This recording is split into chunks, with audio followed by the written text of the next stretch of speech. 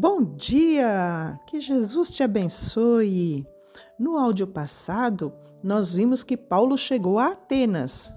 E quando ele chegou, o seu espírito se comovia em si mesmo, vendo a cidade tão entregue à idolatria. Ele não aguentou. Ele logo procurou oportunidade de falar de Jesus. E alguns filósofos, epicureus, estoicos, contendiam com ele e o chamaram de paroleiro e o levaram ao Areópago, que era um tipo de fórum aberto. Servia para os debates filosóficos ou então servia de tribunal. E lá perguntaram para ele: que nova doutrina é esta que você está falando? Pois coisas estranhas nos trazes aos ouvidos. Queremos, pois, saber o que vem a ser isso. Pois todos os atenienses e estrangeiros residentes de nenhuma outra coisa se ocupavam, senão de dizer e ouvir alguma novidade. Eles não tinham mais o que fazer. E, estando Paulo no meio do Areópago, disse: varões atenienses, em tudo vos vejo um tanto supersticiosos, porque passando eu e vendo os vossos santuários, achei um altar em que estava escrito: ao Deus desconhecido. Este, pois, que vós honrais não conhecendo, é o que eu vos anuncio. O Deus que fez o mundo e tudo que nele há, sendo o Senhor do céu e da terra, não habita em templos feitos por mãos de homens, nem tampouco é servido por mãos de homens, como que se necessitando de alguma coisa, pois que ele mesmo é quem dá a todos a vida, a respiração e todas as coisas.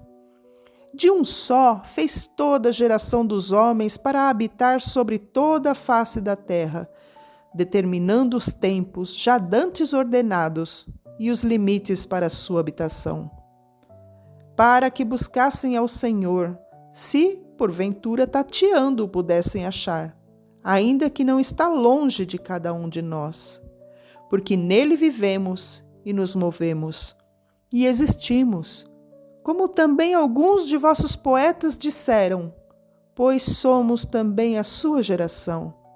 Sendo nós, pois, geração de Deus, não havemos de cuidar que a divindade seja semelhante ao ouro, ou à prata, ou à pedra esculpida por artifício e imaginação dos homens. Mas Deus, não tendo em conta os tempos da ignorância, anuncia agora a todos os homens em todo lugar que se arrependam. Portanto, tem determinado um dia em que com justiça há de julgar o mundo por meio do varão que destinou. E disso deu certeza a todos, ressuscitando dos mortos. 1 minuto para nossa meditação. Quando Paulo foi levado àquele tribunal, ele logo tratou de fazer um discurso. Ele começou falando daquele altar ao Deus desconhecido. O altar foi erigido provavelmente para comemorar alguma interposição divina que eles foram incapazes de atribuir a qualquer divindade. Paulo foi muito esperto. Atenas era o centro religioso do mundo grego-romano. Lá havia mais estátuas de deuses do que em todo o resto da Grécia, e ele teve uma estratégia muito sábia. Primeiro ele usou um altar que já estava feito, e depois usou de filosofia, que eles gostavam muito de filosofia. Então ele disse tudo isso. E eles até ouviram com atenção, mas chegou uma hora em que Paulo, no último versículo que eu li, ele falou da ressurreição dos mortos. Falou que o Senhor o destinou, ou seja, a Jesus, ressuscitando-o dos mortos. E quando Paulo falou isso, acabou o discurso para eles, acabou a atenção. Porque para os gregos, a ideia da ressurreição dos mortos era ridícula, pois eles acreditavam que a morte era a libertação da alma e o corpo era a sua prisão. A religião grega cultuava a vida presente somente. E então, no verso 32 do capítulo 17 que nós estamos, diz assim: E como ouviram falar de ressurreição dos mortos, uns escarneciam e outros diziam: acerca disso te ouviremos uma outra vez. E assim Paulo saiu do meio deles.